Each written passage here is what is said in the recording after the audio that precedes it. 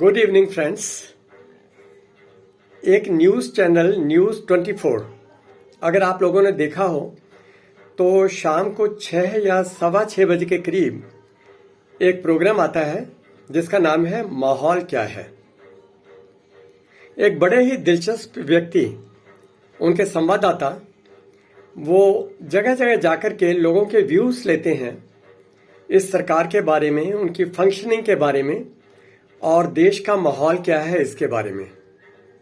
वो व्यक्ति बहुत दिलचस्प है और वो अक्सर लोगों से ये सवाल पूछा करते हैं कि क्या उनको हिंदुस्तान में कहीं कुछ विकास नजर आ रहा है या क्या बदलाव हुआ है। कोई भी जो पिछली सरकार ने जो आप समझते हैं कि बदलाव लाए हैं, प्रगति की है, उस विषय के ऊपर कोई 2 या 3 पॉइंट्स बता दीजिए।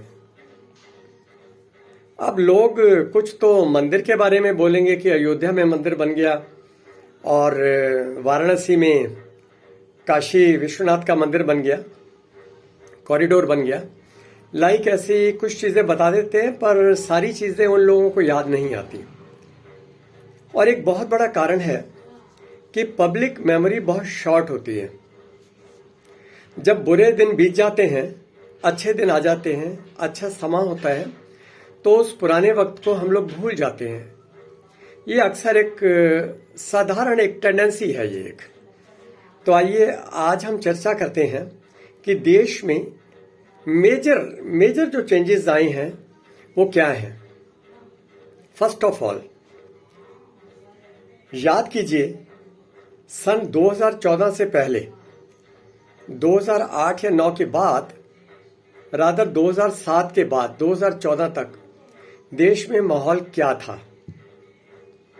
अगर आपको याद होगा, बम फटने का सिलसिला जगह जगह, जहां उनका दिल करे आतंकवादियों का, वो वहीं पर विस्फोट कर दिया करते थे। करोल बाग हो, सरोजनी नगर हो, नई दिल्ली का रेलवे स्टेशन हो, पहाड़गंज हो, या इवन हमारा पार्लियामेंट हाउस हो। और ना केवल दिल्ली तक सीमित थे, वो विभिन्न शहरों में विस्फोट और आतंकवाद मचाए ही रखते थे। बॉम्बे का एग्जाम्पल ले लीजिए। बॉम्बे के अंदर जब 2008 में बाहर से आकर के एक बड़े सुनियोजित ढंग से आक्रमण हुआ और ताज होटल के ऊपर वो उन लोगों ने कोहराम मचाया, तो आप कल्पना कीजिए कि आतंकवाद किस सीमा तक बढ़ चला था। जब से ये नई सरकार आई है, आतंकवाद का धीरे धीरे इस सिलसिलेवार खात्मा हुआ है कि आज कहीं पर भी आतंकवाद का नाम तक सुनाई नहीं देता। कोई विस्फोट नहीं है, चारों तरफ चैन व अमन है। जिस वक्त चैन, अमन और सुख की हवाएं चल रही होती है ना, आदमी दुख के उन क्षणों को भूल जाता है, क्योंकि पब्लिक मेमोरी बहुत शॉर्ट है। तो आप याद कीजिए उन दिनों को और कंपेयर कीजिए और फिर देखिए कि किस दिशा में कैसे प्रगति हुई है। नंबर 2,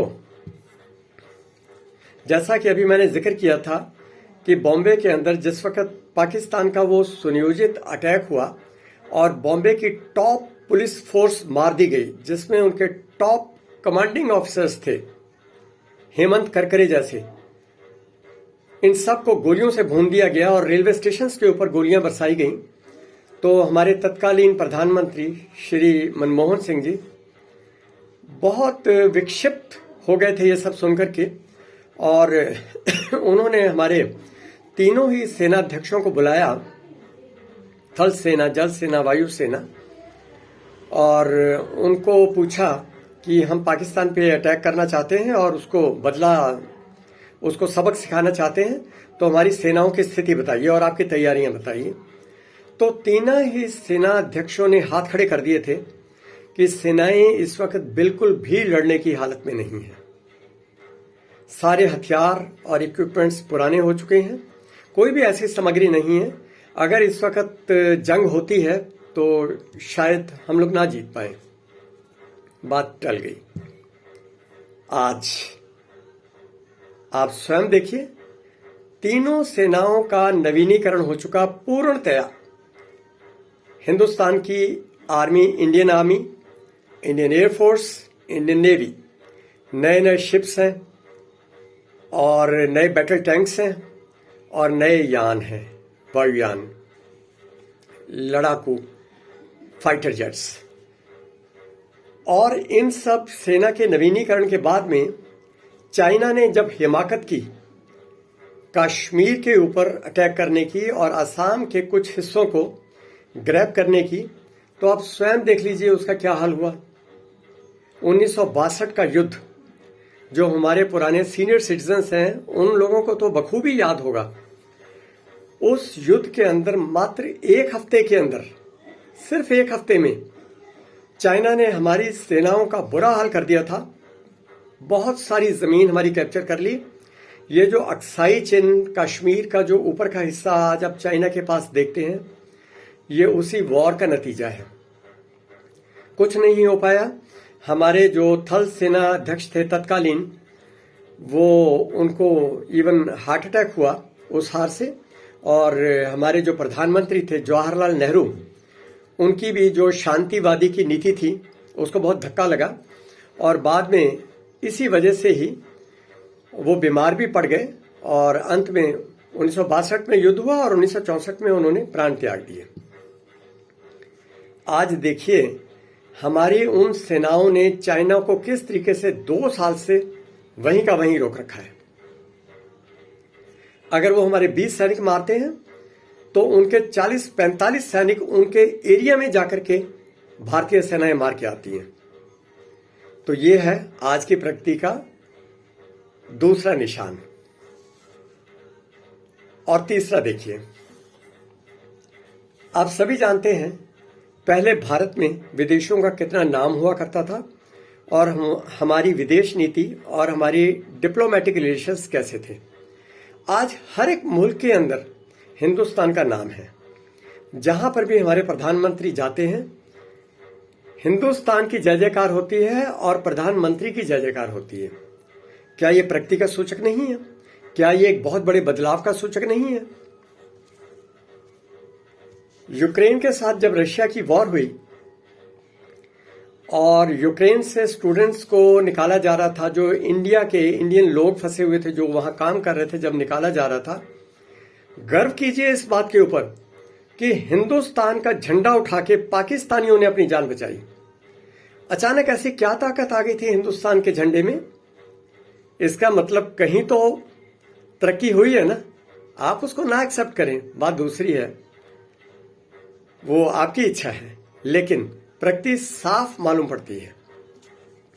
और आज भी किसी भी मुल्क के अंदर कहीं पर भी कोई परेशानी होती है, लिबिया है, इजराइल है, फिलिस्तीन है, कहीं पर भी अगर हमारे नागरिक फंस जाते हैं, काबुल है, अफगानिस्तान है, कहीं भी हमारे नागरिक फंस जाते हैं, तो तुरंत हमारी सेनाएं उनको वहां से इवैक्यूएट करके सेफली भारत ले आती हैं।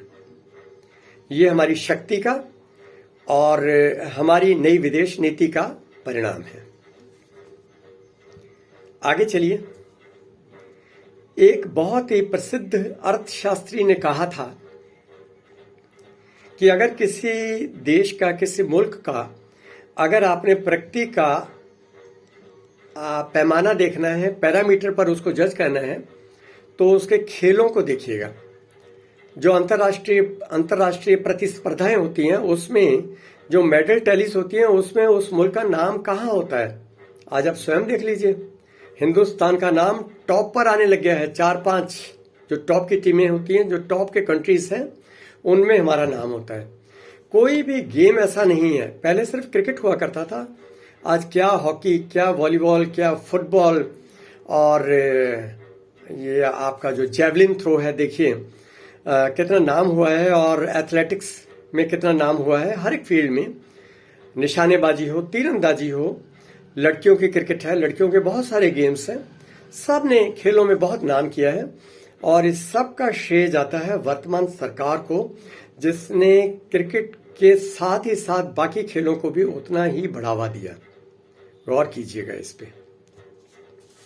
और अंत में कहना नहीं पड़ेगा, हमारी अर्थव्यवस्था जो आज आसमान छू रही है और इस विश्व की तीसरी उभरती अर्थव्यवस्था, तीसरी सबसे विकसित अर्थव्यवस्था बनने जा रही है। तो ये स्वर्णिम युग है भारत का। किस किस चीज को याद करेंगे? अभी तो समय कम है, तो कुछ ही पॉइंट्स में डिस्कस कर बैठा हूं। किसी भी दिन माहौल क्या है वाले राजीव रंजन जी अगर मुझे मिल गए तो मैं उनको 3 की जगह पूरे 30 पॉइंट्स बताऊंगा। तब आप सोचिएगा कि भारत कितना आगे निकल गया है। आइए इसी खुशी के माहौल में एक गीत गाते हैं। गीत तो पुराना है, लेकिन मैंने इसमें थोड़ी सी मॉडिफिकेशन करके इसको नया बनाने की कोशिश की है। I hope you will enjoy it.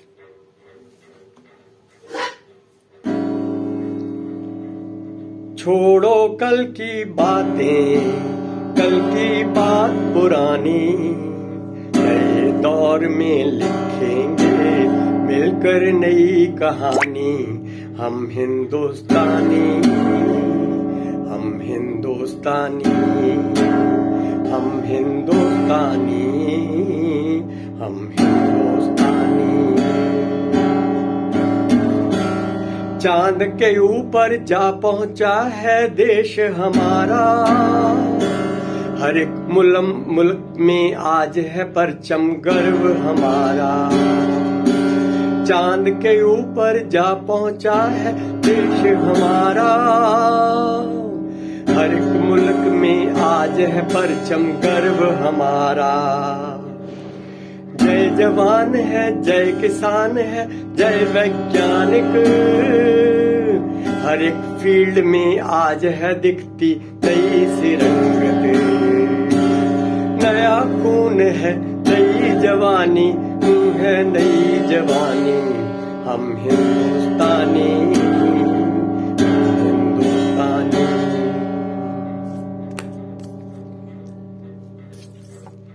सरहद पे गुस्ताखी कर दे अगर कोई दुश्मन, घर के भीतर घुस के उसके चीर फाड़ दे सारे आंगन। सरहद पे गुस्ताखी कर दे अगर कोई दुश्मन, घर के भीतर घुस के उसके चीर फाड़ दे सारे आंगन। अगर कोई चाहे मानवता के पथ पे बढ़ना, देश हमारा सबसे पहले हाथ बढ़ाए। नया खून है, नई जवानी, अब है नई जवानी।